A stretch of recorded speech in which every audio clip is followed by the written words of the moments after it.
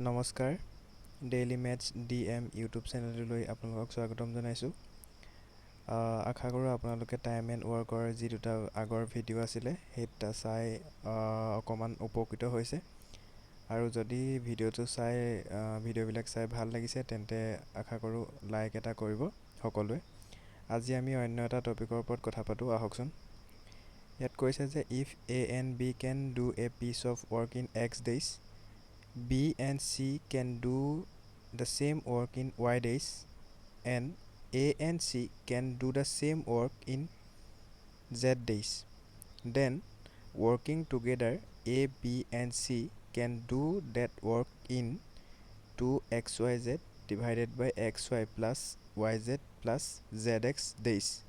মানে এইটো এনেকৈ কৈছে যে যদি কোনো এটা কাম A আৰু B নামৰ দুজন ব্যক্তিয়ে মিলি পিনি X দিনত সম্পূৰ্ণ কৰে, ঠিক আকৌ সেই একেটা কামকে B আৰু Cয়ে লগ লাগি পিনি Y দিনত কৰে, আকৌ A আৰু Cয়ে সেই কামটোকে লগ লাগি কৰিলে Z দিন লাগে সম্পূৰ্ণ হ'বলৈ।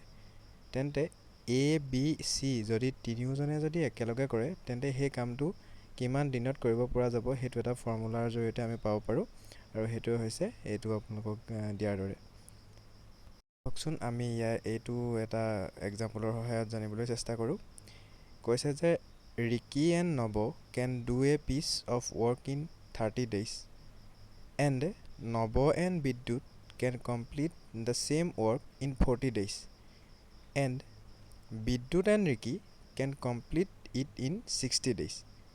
মানে ইয়াত কৈছে যে ৰিকি আৰু নবয়ে যদি লগ লাগে তেতিয়া সিহঁতি কামটো কৰিলে 30 দিন লাগে। আকৌ যদি নব আৰু বিদ্যুতে লগ লাগি পিনি কামটো কৰে তেন্তে সেই কামটো 40 দিনত লাগে। আকৌ যদি বিদ্যুৎ আৰু ৰিকিয়ে যদি লগ লাগি কামটো কৰে তেন্তে 60 দিন লাগে। তেতিয়া সিহঁতে যদি তিনিওজনে অৰ্থাৎ ৰিকি, নব আৰু বিদ্যুৎ গোটেই তিনিওজনে যদি লগ লাগি পিনি কামটো কৰে তেন্তে কিমান দিন লাগিব সম্পূৰ্ণ কৰিবলৈ। এইটো আমি এটা সলিউশ্যনৰ সহায়ত চাওঁচোন আহক। ইয়াত যিহেতু দিয়া আছে যে প্ৰথমে ৰিকি আৰু নবয়ে কামটো কৰিছে, গতিকে R+N লিখিছোঁ মই, আৰু সিহঁতিক দুয়োটাই কাম কৰিলে 30 দিন লাগে বুলি কৈছে, আৰু এইটো আমি ফৰ্মুলাত পেলাবলৈ গ'লে গতিকে আমি X বুলি ধৰি লৈছোঁ। তাৰপিছত আকৌ নব আৰু বিদ্যুতে লগ লাগি কৰিলে কামটো 40 দিনত হয় বুলি কৈছে, আৰু এইটোক আমি Y বুলি ধৰিছোঁ।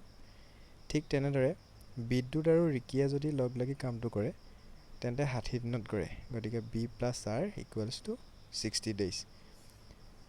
এতিয়া আমাক তিনিওজনে একেলগে কৰিলে কিমান দিন লাগিব সেইটো সুধিছে, গতিকে আমি তিনিওজনৰ কাৰণে ৰিকি প্লাছ নব প্লাছ বিদ্যুৎ লিখিলোঁ, আৰু আমি যিটো শ্বৰ্ট ট্ৰিক পাইছিলোঁ সেইটোৰ মতে হৈছে 2XYZ ডিভাইডেড বাই XY plus YZ plus ZX। এতিয়া আমি যিকেইটা মান পালোঁ ওপৰত সেইকেইটা মানকেইটা ইয়াত বহাব লাগে। গতিকে 2 কাৰণে 2, XYZ একেলগে লাগি থাকিলে আমি যিহেতু বুজোঁ পূৰণ হয়, গতিকে পূৰণ চিন দিলোঁ। X মানে আমি পালোঁ 30 বহালোঁ, পূৰণ Y মানে 40, পূৰণ Z মানে 60, গতিকে আমি এইকেইটা পাতিলোঁ। এতিয়া XY মানে 30 × 40, তো 30 × 40 মাজত প্লাছ চিন আছে গতিকে প্লাছ, YZ মানে 40 × 60 প্লাছ ZX মানে 60 × 30। আমি এতিয়া সেইটো ভেলুকেইটা মানকেইটা বহাই দিলোঁ। এতিয়া আমি এই ওপৰত যিকেইটা পূৰণ আছে পূৰণকেইটা আপোনালোকে কৰি নিদিব, কাৰণ বহুত এটা ডাঙৰ সংখ্যা ল'ব, গতিকে এইটো যেনেকৈ আছে তেনেকৈয়ে ৰাখিব। তলৰকেইটা কৰিব লাগিব। 30 40 পূৰণ কৰিলে আমি 1200 পাম, প্লাছ 60 40 পূৰণ কৰিলে আমি 2400 পাম, আৰু তেনেকৈ 60 আৰু 30 পূৰণ কৰিলে আমি 1800 পাম।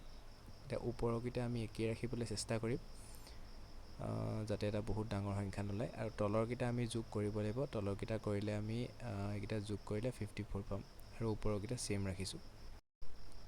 এতিয়া আমি ওপৰৰ শূন্য এটাই তলৰ শূন্য এটাই কটাকটি গ'ল এনেকৈ ইটোৰ লগত সিটো। তাৰপিছত এইটো 6 × 6, 6 9 × 54, তাৰপিছত 3য়ে 9ক বাৰ যায়, 3 3 × 9, ওপৰত 3 10 × 30। এতিয়া দেখিলোঁ আমি যে ওপৰত এনেকুৱা এটা সংখ্যা নাই যি 3ক বাৰ যায়, সেই গতিকে আমি তলত 3টো 3 ৰাখিলোঁ, আৰু ওপৰত যিকেইটা সংখ্যা থাকি গ'ল আমি পূৰণ কৰি গ'লোঁ। 2 পূৰণ 10 পূৰণ ওপৰত 4টো থাকি গৈছিলে আমাৰ। চ' এতিয়া ওপৰৰ যিকেইটা সংখ্যা আমি পূৰণ কৰিলে 80 পাম আৰু তলৰটো 3 থাকিব। এতিয়া যিহেতু আনচাৰটো এনেকৈ নাই, এইটো আপোনালোকক মিশ্ৰ ভগ্নাংকত নি থৈছে, মই কেনেকৈ নিয়ে এবাৰ দেখাম আপোনালোকক।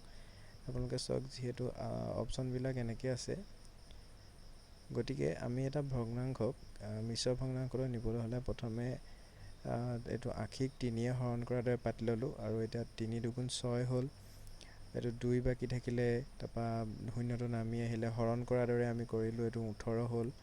তাৰপিছত এতিয়া চাওক, এইটো যিহেতু 3য়ে আশীক হৰণ কৰিলে 26 বাৰ যায়, আৰু ভাগ শেষ হিচাপে 2 এটা থাকি যায়, গতিকে এইটোকে কোৱা হয় মিশ্ৰ ভগ্নাংশ।